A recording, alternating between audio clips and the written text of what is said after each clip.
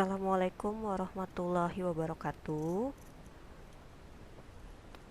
Kita bertemu lagi pada pertemuan yang ketiga untuk pembelajaran matematika peminatan kelas 11 IPA. Hari ini kita akan membahas tentang bab persamaan trigonometri, subbab identitas trigonometri part 2. Sebelumnya kita sudah membahas part 1 pada 2 minggu yang lalu. Nah, sekarang kita akan bahas part 2-nya. Oke, kita akan membahas dahulu soal latihan yang Ibu berikan pada materi subbab identitas trigonometri part 1. Di sini ada soal untuk gambar berikut. Di sini ada ABCD trapesium, AB sama dengan 10 cm, BC sama dengan 12 cm, AD sama dengan 13 cm, dan sudut ADE sama dengan X. Nah, di sini yang ditanyakan itu nilai tan X-nya. Oke, ini soal latihan sebelumnya ya, nomor 8. Nah, di sini kita lihat dulu ya. Di sini kan ada X nih, sudutnya, sudut ADE. Nah, di sini bisa kita tulis. Nah, di sini ya. Oke, ini boleh kita ganti menjadi 180 min X. Nih ya, boleh kita ganti 180 min X. Oke, nah ini bagaimana cara membentuk segitiganya? Kita tarik garis lurus dari titik A. Nah, kita buat segitiga siku-siku di sini. Kita misalkan di sini titiknya O. Oke, maka ada segitiga AOD. Nah, karena BC itu 12 cm, berarti kan AO itu berarti 12 cm juga ya. Di sini kita 12 cm. Nah, di sini ada keterangan kalau AD itu 13 cm. Nah, ingat ya, triple Pythagoras 12 13 itu berarti dengan 5. Nah, di sini berarti OD-nya 5. Kalau yang lupa triple Pythagoras gimana? Berarti untuk mencari OD itu sama dengan akar ya dari 13 kuadrat dikurang 12 kuadrat. Nah, ini nanti jawabannya akar 25 ya. Atau sama dengan 5. Ini kalau yang lupa triplenya ya.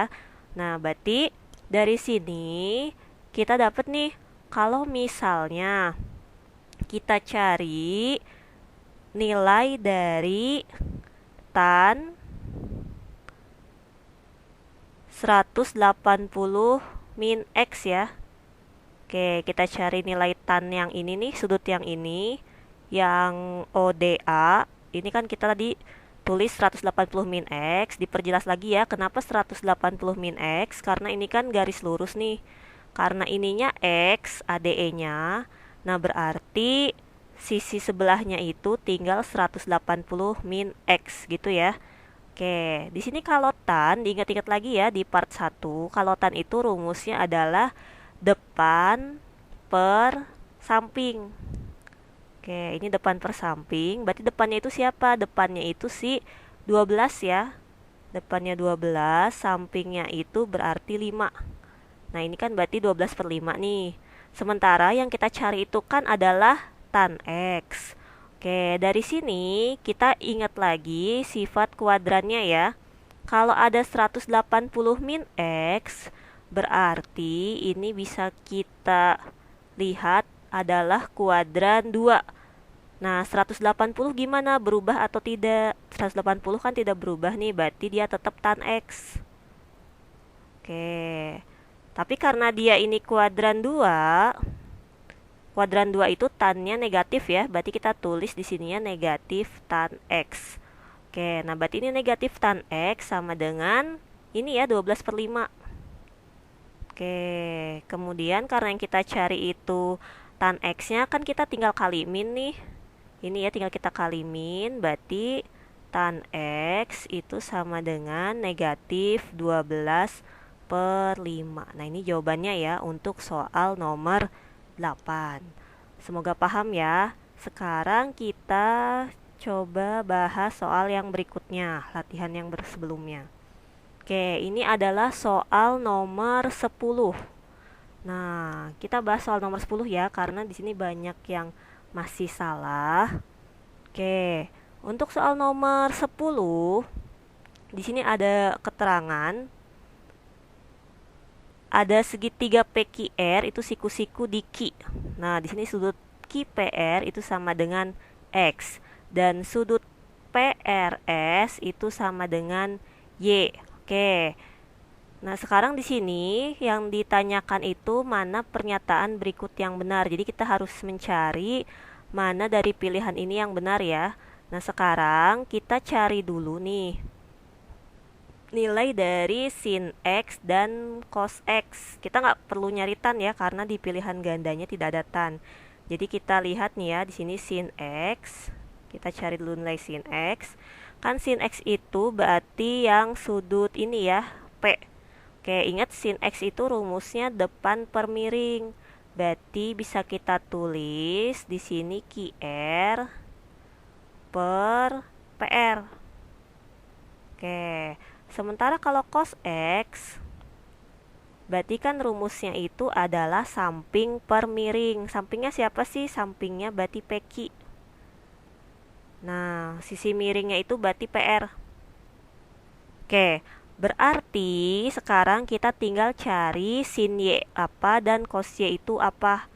Nah, sama dengan langkah sebelumnya ya, untuk nomor ini sama seperti nomor 8, begitu juga nomor 9 ya, cuman nggak ibu bahas nomor 9-nya karena sama saja. Nah, di sini Y di sini boleh kita ganti lagi ya seperti yang sebelumnya itu. Ini kita ganti 180 min Y. Oke, dari sini berarti kalau misalnya kita cari sin 180 min Y. Oke, kita cari sin 180 min Y ya. Berarti dia kan rumusnya depan per miring. Depannya itu siapa? Depannya berarti PQ. Miringnya itu berarti PR. Oke, dari sini ini kita tandain dulu ya untuk yang pertama ya. Dari sini kita peroleh, karena dia 180 kan berarti dia tetap nih ya, jadi sin Y. Oke, karena dia kuadran 2, 180 min Y berarti dia tetap positif. Jadi nggak ada negatifnya ya. Jadi kita bisa tulis sin Y sama dengan PQ per PR. Nah, dari sini jelas ya, ternyata jawaban cos X dengan jawaban sin Y itu sama. Nah, sini sama ya, berarti langsung ya jawabannya itu yang D. Jadi cos X itu sama dengan sin Y. Oke, nah sekarang kalau penasaran nih, kalau cos Y-nya apa sih? Oke, kita coba ya cari cos Y. Nah, kita mulai dulu dari cos 180 min Y. Nah, sama ya, kalau cos 180 min Y berarti kan sudutnya yang QRP ya. Nah, di sini berarti rumusnya itu samping per miring, berarti QR per PR. Oke, sama seperti yang sin tadi, ini karena dia 180 kan dia tetap nih ya, jadi cos Y. Ingat kuadrannya lagi ya. Nah, ini karena kuadran 2, cosnya itu negatif ya. Oke, jadi di sini kita kasih negatif cos Y sama dengan QR per PR. Oke, karena kita mau mencarinya cos Y, otomatis kan dikali negatif nih. Berarti negatif QR per PR. Nah, beda ya dengan sin X ya, karena ada yang jawabannya itu masih salah, yaitu yang C. Sementara ini jelas ya, kalau sin X mah positif, kalau cos Y mah negatif. Jadi beda ya. Soal yang berikutnya itu cosec 180 tambah A dikali cosec 180 min A dikurang tan 90 tambah A dikali kotan 180 tambah A. Nah, ini kita suruh cari bentuk sederhananya. Oke, Sekarang kita lihat dulu yang kosekan 180 tambah A. Kita ingat-ingat lagi ya yang sebelumnya. Jadi kalau ada 180 berarti kan dia tetap nih. Berarti kita tulis dia kosekan A. Oke, sekarang tandanya gimana? Ini kan dia di kuadran 3 ya. Ini kuadran 3. Kuadran 3 itu yang positif siapa? Tan dan kotan. Berarti kosekannya itu kita kasih tanda negatif. Oke, kali. Berikutnya kosekan 180 min A. Nah, berarti ini 180 sama ya. Berarti dia tetap. Kita tulis langsung kosekan A. Tandanya ini kita tulis kuadran 2 ya. Oke, kuadran 2 yang positif siapa? Itu sin dan kosekan, berarti dia tetap positif. Sampai sini paham ya? Sekarang kita pindah ke tan 90 plus A. Ini kurangnya kita tulis. Karena soalnya kurang. Tan 90 tambah A. Kalau 90 gimana? Berubah ya. Berarti tan berubah jadi kotan A. Oke, karena ini kuadran 2 yang positif sin sama kosekan, berarti tan itu sama kotan negatif ya, berarti dia kita tulis negatif di sini. Ini biar nggak bingung boleh dikurung ya. Yang ini juga dikurung aja biar nggak bingung. Nah, sekarang dikali sama kotan 180 tambah A. Nah, ini 180 berarti tetap ya, kotan A lagi. Ini kuadran 3 yang positif itu tan dan kotan, berarti kita nggak usah tulis positifnya ya, berarti tetap positif kotan A. Nah, kemudian dari sini kita tinggal kalikan ya, ini berarti kita tulis min kosekan kuadrat A.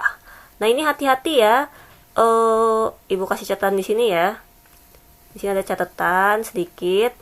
Karena banyak tugas yang salah, jadi kalau misalnya kita punya kosekan A misalkan ya, dikali kosekan A, nah ini kan jadi kuadrat nih, tapi hati-hati ya, bukan menjadi kosekan A kuadrat, itu beda ya. Kalau begini berarti sudutnya dikuadratin dulu baru dicari kosekannya, beda ya, berarti ini salah nih kalau kayak gini. Nah, jadi penulisannya yang benar itu kuadratnya di sini ya, di antara kosek dan A, atau boleh sebenarnya nulisnya kayak gini. Jadi selain nulisnya kosekan kuadrat A, boleh juga nulisnya dalam kurung kosekan A baru dikuadratin. Nah, ini tetap ya sama juga kalau nulisnya kayak gini, ada yang nulisnya kayak gini nih. Nah, ini juga masih salah ya, karena yang dikurungnya A-nya. Jadi harusnya yang dikurungnya kosekan A. Nah, ini salah juga ya, jadi yang benar itu yang ini. Yang ini atau enggak yang ini. Paham ya untuk catatan penulisannya. Nah, sekarang kita lanjut lagi ke soal. Ini ada min kot A kali kot A. Ini min sama min boleh kita tulis jadi plus. Oke, ini jadi kotan kuadrat A. Oke, dari sini kita bisa ganti nih kosekan itu kebalikannya 1 per sin ya, berarti kita tulis ini min 1 per sin kuadrat A. Oke, ditambah kalau kotan itu kan berarti cos per sin ya, jadi kita tulis di sini cos kuadrat A per sin kuadrat A. Karena penyebutnya sama, berarti kan bisa kita gabung ya. Di sini jadi sin kuadrat A. Oke, ini bisa kita tulis min 1 ditambah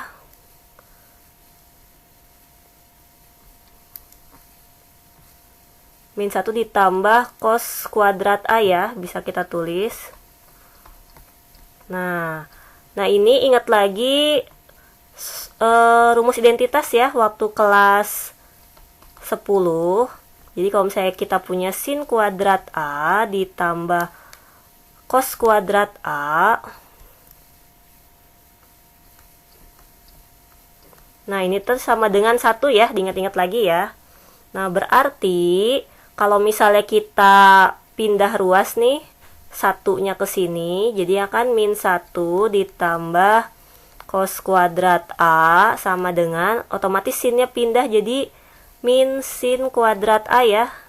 Nah, jadi yang ini bisa kita ganti jadi min sin kuadrat A per sin kuadrat A. Sama ya, berarti kita bisa coret, jadi jawabannya itu adalah min 1. Oke, semoga paham ya untuk pembahasan soal yang sebelumnya. Sekarang kita masuk ke materi yang baru. Nah, di sini ada rumus identitas trigonometri. Oke, ini sebenarnya sudah dibahas di kelas 10 ya. Sambil mengingat lagi. Jadi, ini ada rumus identitas fungsi trigonometri. Ada sin kuadrat A tambah cos kuadrat A sama dengan 1. Ada tan kuadrat A tambah 1 sama dengan sekan kuadrat A. Ada kotan kuadrat A tambah 1 sama dengan kosekan kuadrat A. Nah, dari sini catatan aja ya. Kalau misalnya kita punya sin kuadrat alfa ditambah cos kuadrat alfa sama dengan 1 ini, boleh kita ganti. Bisa jadi gini ya, 1 min cos kuadrat alfa sama dengan sin kuadrat alfa. Atau boleh juga kita ganti 1 min sin kuadrat alfa sama dengan cos kuadrat alfa, dan seterusnya ya. Nanti yang ini juga sama nih, untuk yang tan, ini boleh kita ganti, misalkan bentuk soalnya itu sekan kuadrat alfa dikurang tan kuadrat alfa. Apa jawabannya? Berarti 1. Karena ini tannya pindah ruas ya ke sini ya, satunya tetap. Atau yang ini misalkan ada soalnya yang kotan kuadrat alfa min kosekan kuadrat alfa, berarti jawabannya apa? Min 1. Tinggal dipindah-pindah aja ya, ini tinggal dimodifikasi. Intinya 3 rumus ini. Nah, sekarang bagaimana sih pembuktiannya untuk masing-masing rumus identitas fungsi trigonometri? Nah, sekarang kita bahas dulu rumus yang pertama ya. Oke, jadi di sini ada segitiga siku-siku dengan sudut alfa di sini. Nah, di sini depannya sudut alfa itu sisi Y, kemudian sampingnya X, lalu hipotenusanya atau sisi miringnya itu R. Berarti kita bisa tulis ya, di sini sin alfa itu sama dengan Y per R. Biasa ya, berarti depan per miring, cos alfanya itu sama dengan samping per miring, berarti X per R. Nah, dari sini, oke, bisa kita buat Y sama dengan, ini kan pecahan ya, berarti kan bisa kita kali silang nih. Berarti boleh kita tulis R dikali sin alfa. Oke, kemudian ini juga sama, kita tulis X sama dengan R dikali cos alfa. Paham ya, ini tinggal dikali silang aja. Nah, ingat rumus Pitagoras. Rumus Pitagoras itu rumusnya apa sih? Rumusnya itu kan X kuadrat ditambah Y kuadrat sama dengan R kuadrat. Oke, sekarang X-nya kita ganti dengan yang ini ya, yang R cos alfa. Jadi kita tulis R cos alfa dalam kurung kuadrat. Oke, yang Y-nya juga sama ya, kita ganti R sin alfa dalam kurung kuadrat sama dengan R kuadrat. Oke, dari sini kita jabarin lagi ya. Ini berarti R kuadrat cos kuadrat alfa. Ini juga R kuadrat sin kuadrat alfa sama dengan R kuadrat. Kita bagi semua dengan R kuadrat ya. Berarti ini kita bisa langsung coret. Karena kita semua bagi dengan R kuadrat, jadi otomatis cos kuadrat alfa ditambah sin kuadrat alfa. Ini hati-hati ya, dicoret bukan berarti 0, tapi kalau kita punya R kuadrat dibagi R kuadrat, berarti jawabannya 1. Nah, inilah rumus trigonometri yang pertama. Ini boleh kita rapihkan jadi kayak gini ya. Sin kuadrat alfa ditambah cos kuadrat alfa sama dengan 1. Nah, ini terbukti ya untuk pembuktian rumus yang pertama. Oke, sekarang bagaimana rumus yang selanjutnya ya? Oke, kita akan membahas pembuktian rumus yang berikutnya. Jadi setelah kita menemukan rumus yang pertama, tadi kita dapat ya sin kuadrat alfa ditambah cos kuadrat alfa itu sama dengan 1. Dari rumus yang pertama kita sudah buktikan, ini kita coba bagi semua dengan cos kuadrat alfa. Oke, berarti kan ini jadinya sin kuadrat alfa per cos kuadrat alfa ditambah cos kuadrat alfa per cos kuadrat alfa ini sama dengan 1 per cos kuadrat alfa. Oke, dari sini sin per cos itu kan rumus tangen ya, karena kuadrat berarti kita tinggal tulis tangen kuadrat alfa. Nah, ini cos bagi cos sama-sama kuadrat berarti dibagi jadi 1. Kemudian 1 per cos itu rumus apa? Rumus sekan ya, tapi karena kuadrat jadi kita tulis sekan kuadrat alfa. Nah, ini terbukti untuk rumus pembuktian yang kedua ya. Nah, sekarang bagaimana untuk rumus yang ketiga? Ini kita tulis ya, rumus yang kedua.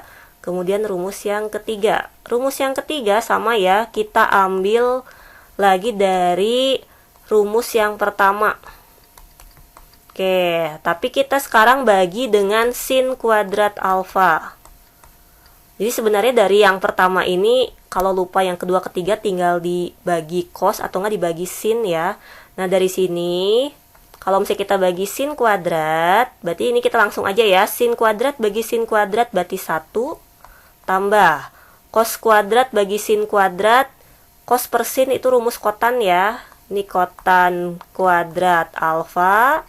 Kemudian 1 dibagi sin, itu kosekan, berarti kosekan kuadrat alfa. Nah, ini terbuktilah rumus yang ketiga. Semoga paham ya untuk pembuktian rumusnya.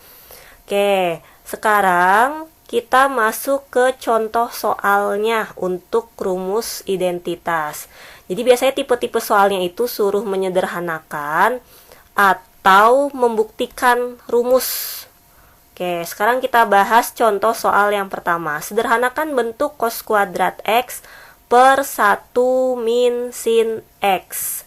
Oke, dari sini ini sebenarnya bisa berbagai macam cara ya. Ini hanya alternatif jawaban saja. Oke, jadi bentuk cos kuadrat X ini, diingat-ingat lagi ya, identitas yang rumus pertama. Kalau misalnya kita punya sin kuadrat X ditambah cos kuadrat X itu sama dengan berapa? 1 ya. Nah, berarti kalau misalnya kita punya cos kuadrat X aja, itu bisa kita buat jadi 1 min sin kuadrat X. Nah, berarti soalnya, kita tulis lagi ya. Kan soalnya itu cos kuadrat X per 1 min sin X. Nah, ini kita ganti jadi 1 min sin kuadrat X per 1 min sin X. Oke, dari sini kita bisa buat, ini catatan ya, barangkali ada yang lupa.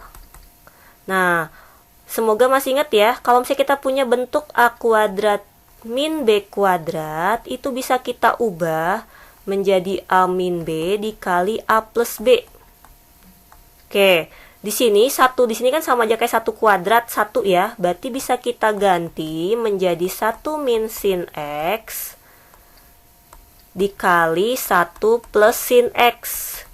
Jadi 1 itu kayak A-nya, sin X itu kayak B-nya gitu ya, sama ya. Per di sini 1 min sin X lagi. Oke, ini boleh dikurung ya. Nah, ini sama ini kan sama nih. Oke, berarti kita bisa coret. Hati-hati ya, mencoretnya bukan dengan yang 1 plus sin X ya. Jangan sin coret, 1 coret.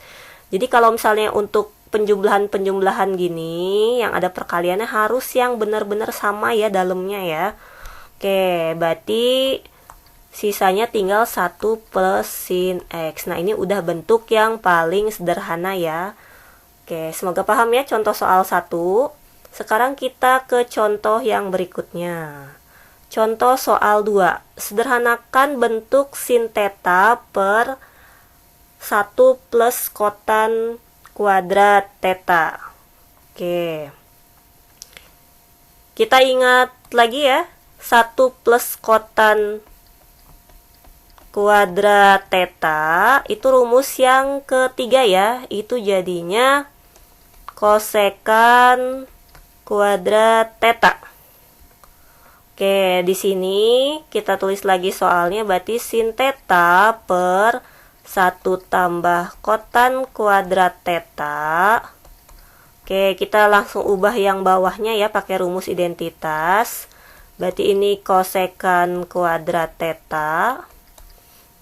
Oke, kosekan itu apa sih? Kosekan itu kan 1 per sin ya. Nah, berarti ini kita bisa tulis 1 per sin kuadrat theta. Oke, ini ingat ya, ini catatan lagi ya, barangkali bingung lagi. Kalau misalnya kita punya A per B per C, nah ini kan berarti sama aja kayak A dibagi B per C. Atau sama aja kita tulis A dikali, kan dibalik ya, kalau pembagian pecahan gitu, C per B. Nah, berarti sama aja kayak AC per B. Nah, ini juga sama ya, berarti bisa kita buat jadi sin theta dikali sin kuadrat theta per 1. Per 1 kan nggak usah ditulis ya. Karena ada sin pangkat 1 theta dikali sin pangkat 2 theta. Pangkatnya tinggal dijumlahin ya. Jadinya pangkat 3. Jadi jawabannya sin pangkat 3 theta. Nah, ini jawaban bentuk sederhananya. Paham ya untuk contoh soal kedua. Sekarang kita lanjut lagi ya. Ini contoh soal 3. Buktikan, sekarang kita mulai kebuktikan ya, bahwa 1 min tan kuadrat A per 1 plus tan kuadrat A sama dengan cos kuadrat A min sin kuadrat A. Ingat ya, untuk pembuktian boleh kita mulai dari ruas kanan ke kiri, atau dari kiri ke kanan, atau sama-sama dijabarkan. Yang penting jawabannya itu menjadi sama antara ruas kanan dan ruas kiri. Jadi bebas ya caranya ya. Oke, sekarang kita bahas. Nah, di sini 1 min tan kuadrat A dengan 1 plus tan kuadrat A. Oke. Yang 1 min tan kuadrat A ini boleh, ini cara alternatif aja ya, boleh kita ubah tannya itu menjadi sin per cos. Boleh ya, ini 1 min sin kuadrat A per cos kuadrat A. Oke, per di sini ya. Ini juga boleh kita ganti ya, boleh ganti pakai rumus identitas boleh, atau ibu lebih milih cara yang ini ya, diubah menjadi sin kuadrat A per cos kuadrat A. Pokoknya caranya bebas ya, yang penting hasil akhirnya itu menjadi cos kuadrat A min sin kuadrat A. Nah, dari sini kita samakan penyebut ya. Ini jadi cos kuadrat A. Kan ini sama aja kayak 1 per 1 nih kalau bingung ya, 1 per 1. Nah, di sini cos kuadrat A bagi 1 kan cos kuadrat A. Dikali 1 berarti cos kuadrat A lagi. Nah, yang ini makan karena udah sama ya. Berarti langsung min sin kuadrat A. Oke, yang bawahnya juga sama ya. Ini per, ini kita buat ini lagi, samakan penyebut lagi jadi cos kuadrat A. Oke, cos kuadrat A bagi 1 kali 1 berarti sama ya, cos kuadrat A lagi. Tambah, ini tetap sin kuadrat A. Nah, ini sama-sama cos kuadrat A bisa kita langsung coret ya. Oke, sekarang yang atas kita tetap tulis lagi cos kuadrat A min sin kuadrat A. Nah, yang bawah itu rumus apa sih? Cos kuadrat tambah sin kuadrat itu rumus identitas ya. Yang pertama berarti ini 1. Nah, udah deh, berarti langsung cos kuadrat A min sin kuadrat A. Terbukti ya ini ya. Terbukti. Oke. Paham ya untuk soal nomor 3?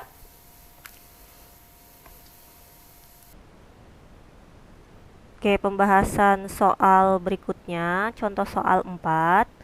Jadi ada soal ini ya, masih pembuktian. Sekarang kita coba dari ruas yang cos pangkat 4A ya. Jadi kita tulis di sini cos pangkat 4A min sin pangkat 4A. Nah, ini kita jabarkan ya. Oke, ini ada catatan ya. Jadi untuk mengingat kembali, yang sebelumnya juga sama. Jadi kan sebelumnya sudah kita bahas ya, kalau misalnya ada A kuadrat min B kuadrat, itu bisa kita pecah menjadi A plus B dikali A min B. Nah, gimana kalau pangkat 4?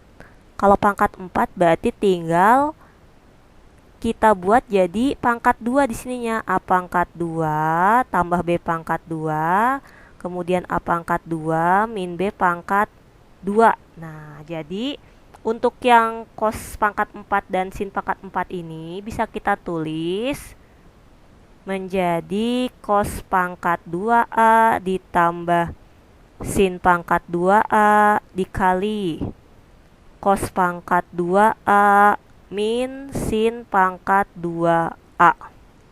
Oke. Di sini kita ingat ya, ini kan rumus identitas nih. 1 ya berarti ya. Nah, untuk yang cos kuadrat A min sin kuadrat A-nya, ini karena di sebelahnya itu harus dibuktikan menjadi 1 min 2 sin kuadrat A, berarti gimana caranya supaya cos kuadrat A-nya berubah jadi sin. Nah, kan sama ya seperti rumus identitas yang pertama. Jadi kalau misalnya kita mau mencari cos kuadrat A, berarti itu tinggal kita ganti menjadi 1 min sin kuadrat A. Oke, berarti ini kita ganti nih cosnya dengan 1 min sin kuadrat A. Nah, ini sinnya masih ada satu lagi ya, berarti ini tetap min sin kuadrat A. Satu ini otomatis nggak usah kita tulis lagi ya, jadi kita tinggal tulis yang ini aja. Berarti langsung 1 dikurang sin sama min sin lagi, berarti ada 2 ya. Jadi 1 dikurang 2 sin kuadrat A. Berarti terbukti ya untuk contoh soal yang keempat. Oke, sekian pembahasan untuk subbab persamaan trigonometri rumus identitas part 2. Semoga paham. Kalau misalnya masih belum paham, bisa diulang-ulang lagi videonya. Nanti setelah melihat video ini bisa dilanjutkan mengerjakan tugasnya. Terima kasih. Wassalamualaikum warahmatullahi wabarakatuh.